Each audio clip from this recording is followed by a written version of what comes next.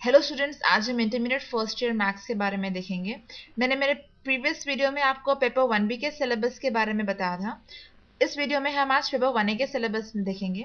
आपका जो paper 1A का जो सिलेबस है वो डिवाइडेड है 3 पार्ट्स में। मेजरली 3 टॉपिक्स है जो आपको आएंगे। फर्स्ट है algebra, next is vector algebra,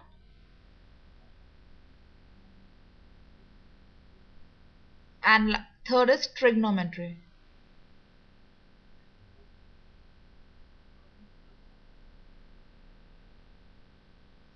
ठीक है, तो आप ये 3 टॉपिक्स में जो चैप्टर्स पढ़ेंगे मैं भी वो आपको एनलिस्ट करती हूँ। अलजेब्रा टॉपिक में आप जो चैप्टर्स पढ़ेंगे वो है first is functions, second is mathematical induction,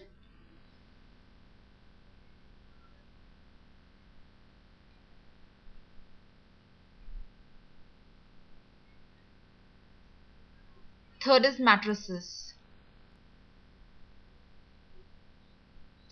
Under vector algebra, you are going to study addition of vectors,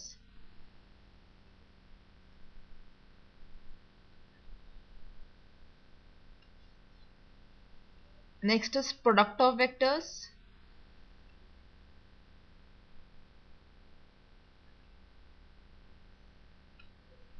and under trigonometry, you are going to study trigonometric ratios of transformations,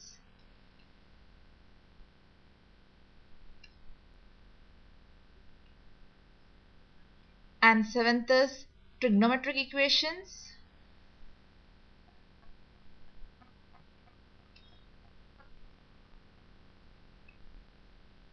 next you are going to study inverse trigonometric functions,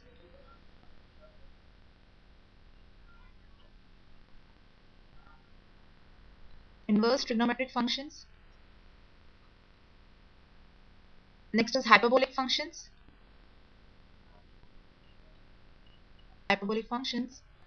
and last is properties of triangle.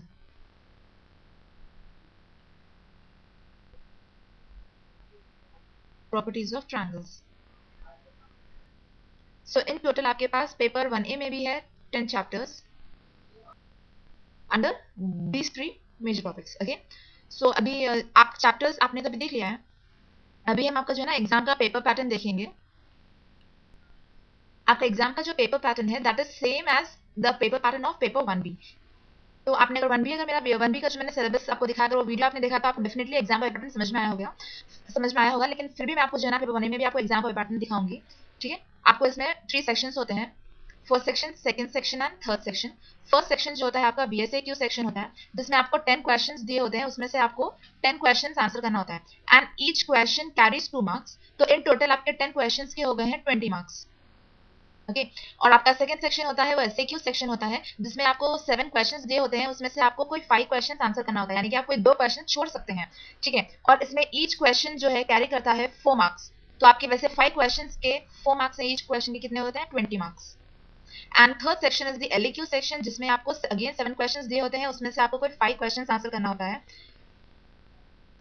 जिसमें से आपको जो है ना each question carry करता है 7 marks. तो ऐसे आपको 5 क्वेश्चंस को आंसर करने पर आपको इसके टोटल मार्क्स रहेंगे 35 मार्क्स। तो ये आपके जो इन टोटल ऑल 3 सेक्शंस के मार्क्स हो गए हैं आपके 75 मार्क्स। तो आपका पेपर 1A जो भी है वो पेपर आपका जो है ना कितने मार्क्स का रहेगा, टोटल 75 मार्क्स का रहेगा। ठीक है, और आपको जैसे हम लोग ने 1B में मैं आपको बताया था कि हर चैप्टर का एक इंडिविजुअल वेटेज होता है, उसके अकॉर्डिंगली आपको इस सेक्शन में क्वेश्चंस आएंगे। इसी तरह आपको इसमें भी आपको BSAQs, SAQs और LAQs में से कौन से चैप्टर में से क्वेश्चंस आएंगे वो भी एनलिस्टेड है। ठीक है, जैसे मैं आपको एग्जांपल के तौर पे आपको दिखाऊंगी, मैथमेटिकल इंडक्शन जो है आपका वेटेज है इसका 7 मार्क्स। 7 मार्क्स का वेटेज मतलब कि आपको ये कहाँ क्वेश्चन, ये टॉपिक में से कहाँ पर क्वेश्चन आएगा, आपको BSAQ में आपको कोई क्वेश्चन नहीं आएगा मैथमेटिकल इंडक्शन का, और आपको SAQ में भी आपको कोई क्वेश्चन नहीं आएगा मैथमेटिकल इंडक्शन से। सिर्फ आपको कहाँ पे आएगा, LAQ सेक्शन में आपको कंपल्सरी जो है ना ये 7 क्वेश्चन जो है वो 7 क्वेश्चन में से आपको 1 question will be from mathematical induction, that is for sure.